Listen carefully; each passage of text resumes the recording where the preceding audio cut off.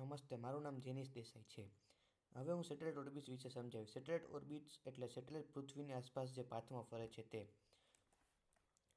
Satellite orbit એટલે શું? Satellite communications, navigation, weather monitoring અને ડિફેન્સ માટે ઉપયોગી છે. દરેક સેટેલાઇટ તેના મિશન પ્રમાણે અલગ ઓર્બિટમાં મૂકવામાં આવે છે. ઓર્બિટ ચેન્જ થાય એટલે કવરેજ ડિલે અને એપ્લિકેશન્સ ચેન્જ થાય. હવે સેટેલાઇટ ઓર્બિટમાં રહે છે કારણ કે અર્થની ગ્રેવિટી અને સેટેલાઇટની સ્પીડ બેલેન્સમાં હોય છે.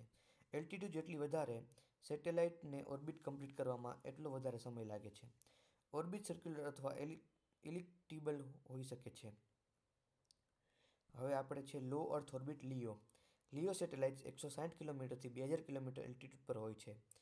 પૃથ્વીની નજીક હોવાના કારણે લેટન્સી બહુ ઓછી હોય છે, લગભગ 10 થી 40 ms. આ કારણે લીઓ સેટેલાઇટ્સ બ્રોડબેન્ડ ઇન્ટરનેટ માટે કામમાં આવે છે, જેમ કે આ સ્ટારલિંક એક એનું ઉદાહરણ છે.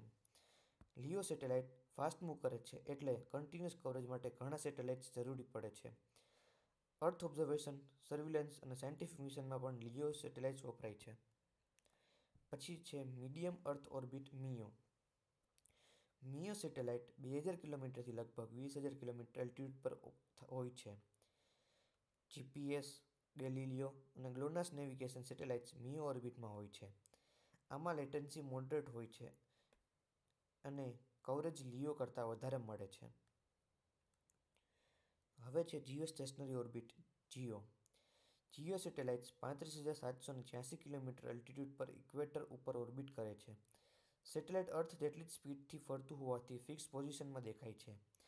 ટીવી બ્રોડકાસ્ટિંગ અને વેધર ફોરકાસ્ટિંગ માટે જીઓ આઇડિયલ છે, પણ લેટન્સી લગભગ 500 થી 600 ms હોય છે.